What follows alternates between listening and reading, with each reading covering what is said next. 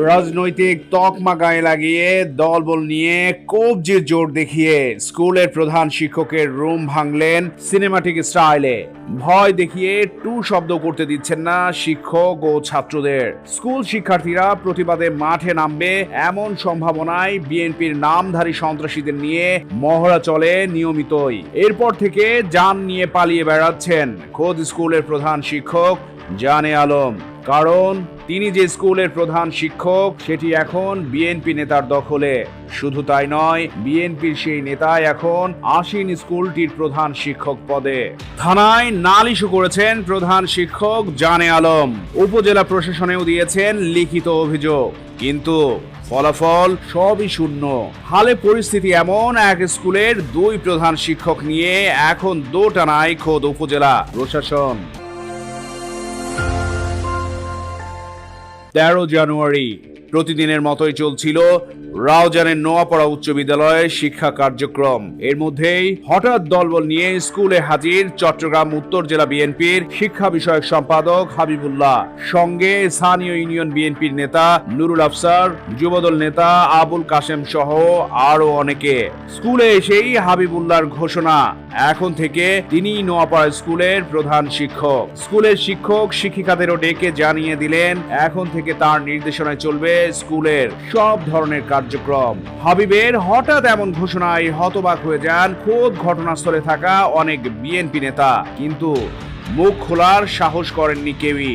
কারণ একে তো হাবিব উত্তর জেলা বিএনপির শিক্ষা বিষয়ক সম্পাদক, তারপরও 5 আগস্টের পর হঠাৎ বেড়ে গেছে হাবিবের ক্ষমতা। দেখাচ্ছেন কবজির জোর, বদলে গেছে আগেকার চেহারাও। সবই যেন উল্টো এখন। রাউজানের রাজনীতিতে নতুন ফজলে করিম খ্যাত গিয়াসউদ্দিন কাদের চৌধুরীর অনুসারী হাবিবুল্লাহ। তাই হাবিব নিজেকে প্রধান শিক্ষক ঘোষণা দিলেও ভয়ে প্রতিবাদ করবারও সাহস দেখাননি কেউই। তবে 13 জানুয়ারি হাবিব নিজেকে নিজে প্রধান শিক্ষক ঘোষণা দিলেও বসতে পারেননি প্রধান শিক্ষকের রুমে। কারণ সেদিন প্রধান শিক্ষকের কক্ষে ঝুলেছিল তালা। পরদিন 14 জানুয়ারি ফের দলবল নিয়ে স্কুলে যান বিএনপি নেতা হাবিব। তবে প্রধান শিক্ষকের রুম তালাবদ্ধ থাকায় এদিনও বসা হয়নি তার। শিক্ষক শিক্ষিকা ও শিক্ষার্থীদের বিভিন্ন নির্দেশনা দিয়ে ফিরে আসেন হাবিব। তবে পরদিন অর্থাৎ 15 জানুয়ারি সফল বিএনপি নেতা হাবিবের মিশন না, সেদিনও প্রধান শিক্ষকের রুম খোলা ছিল না। তালা ভেঙে প্রধান শিক্ষকের রুম দখলে নেন হাবিব। প্রধান শিক্ষক জানে আলমের নাম ফলকের বদলে বসিয়ে দেন নিজের নাম। এভাবেই বিএনপি নেতা হাবিবের স্কুলের দখলের বর্ণনা দেন প্রধান শিক্ষক জানে আলম। 13 জানুয়ারি হাবিবের বিরুদ্ধে রাউজান থানায় জিডি করেন তিনি। জিডি সূত্র বলছে, হাবিবুল্লাহ নোয়াপাড়া উচ্চ বিদ্যালয় থেকে পদত্যাগ করা সাবেক প্রধান শিক্ষক 13 জানুয়ারি সকাল 11টার দিকে 70 থেকে 80 জনের দলবল নিয়ে বিদ্যালয়ে এসে স্কুলের প্রধান শিক্ষক জানে আলমের পদত্যাগ দাবি করেন এবং অন্যায়ভাবে স্কুল জবরদখল করেন। এছাড়া স্কুলের শিক্ষক শিক্ষিকাদের বিভিন্ন হুমকি ধমকি ও ভয় ভীতি দেখাতে থাকেন। এ সময় স্কুলে ছিলেন না প্রধান শিক্ষক জানে আলম। হাবিবুল্লাহ প্রধান শিক্ষক জানে আলমকে ফোন করে বলেন, তিনি যদি এই পদ থেকে পদত্যাগ না করেন এবং এই ঘটনায় আইনের আশ্রয় নেন তাহলে তাকে দেখে নেবেন। হাবিবের এমন হুমকিতে চরম নিরাপত্তাহীনতা ও সম্মানহানির শঙ্কায় ভুগছেন জানে আলম। বিএনপি নেতা হাবিবের এমন কর্মকাণ্ডের বিরুদ্ধে 15 জানুয়ারি রাউজান উপজেলা প্রশাসনে লিখিত অভিযোগ দেন জানে আলম। অভিযোগে বলা হয়, 15 জানুয়ারি সকাল 11:30টার দিকে 10 থেকে 20 জন বহিরাগত লোকজন নিয়ে বিদ্যালয়ে যান সাবেক প্রধান শিক্ষক হাবিবুল্লাহ। অসুস্থতার পাশাপাশি নিরাপত্তাজনিত কারণে এদিন জানে আলম স্কুলে উপস্থিত না থাকায় তালাবদ্ধ ছিল প্রধান শিক্ষকের কক্ষ। তালা ভেঙে প্রধান শিক্ষকের কার্যালয় দখলে নেন বিএনপি নেতা হাবিবুল্লাহ। ইউনোর কাছে লিখিত অভিযোগে জানে আলম বলেন, স্কুলের প্রধান শিক্ষক সংক্রান্ত মহামান্য হাইকোর্টে আমার করা রিট পিটিশনের আদেশের বিরুদ্ধে হাবিবুল্লাহর লিভ টু আপিল রয়েছে। এটি শুনানির জন্য তালিকাভুক্ত আছে।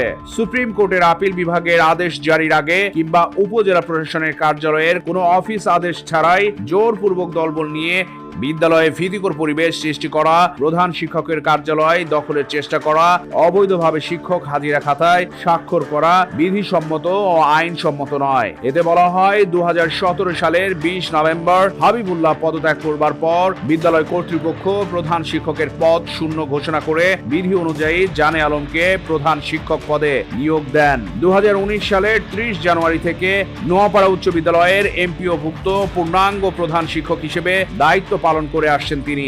15 জানুয়ারি চট্টগ্রাম জেলা প্রশাসনেও লিখিতভাবে অভিন্ন অভিযোগ করেন জানে আলম। নোয়াপাড়া উচ্চ বিদ্যালয়ের ভুক্তভোগী প্রধান শিক্ষক জানে আলম চট্টগ্রাম প্রতিদিনকে জানান, তিনি 1991 সালে সহকারী শিক্ষক পদে স্কুলে যোগ দেন।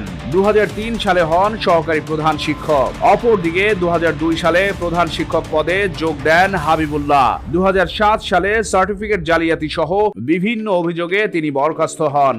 স্কুল ও বোর্ডের তদন্ত কমিটি অভিযোগের সত্যতা খুঁজে পায়। এরপর থেকে ভারপ্রাপ্ত প্রধান শিক্ষকের মাধ্যমে চলছিল বিদ্যালয়ের নিয়মিত কার্যক্রম। 2017 সালে হাবিবুল্লাহ পদত্যাগপত্র জমা দেওয়ার পর 2019 সালে প্রধান শিক্ষক হিসেবে নিয়োগ পান জানে আলম।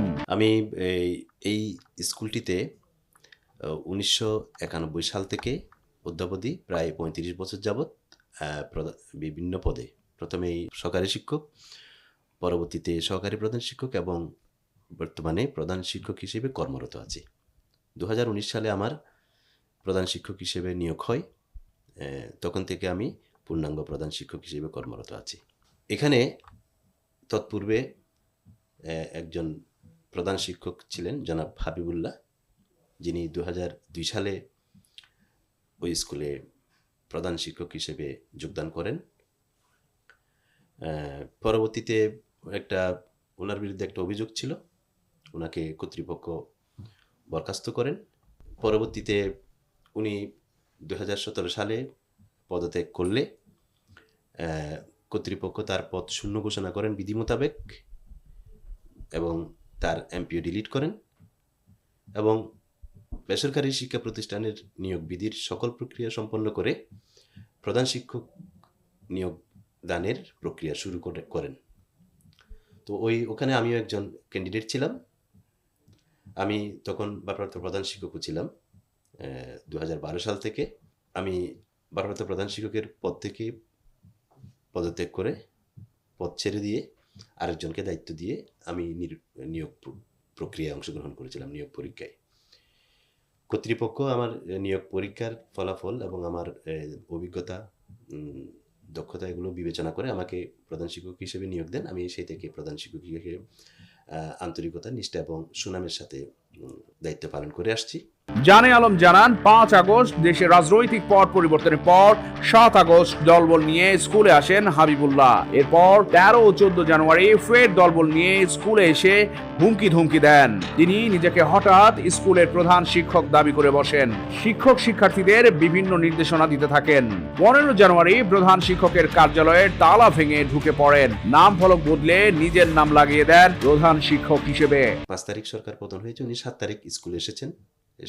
সাথে অনেক বেশ লোকজন ছিল। উনি এসে দাবি করেন যে তার প্রধান শিক্ষকের পদটি তাকে ছেড়ে দিতে হবে। তিনি 13 তারিখ এসে আবার লোকজন সহ বিদ্যালয়ে এসে অফিস দখল করার চেষ্টা করেছেন। তিনি আমার যে প্রধান শিক্ষকের যে কক্ষ, সেটার চাবি আমার কাছে রক্ষিত ছিল। তিনি লোকজন দিয়ে অফিসে ঢুকে পড়েছেন এবং তিনি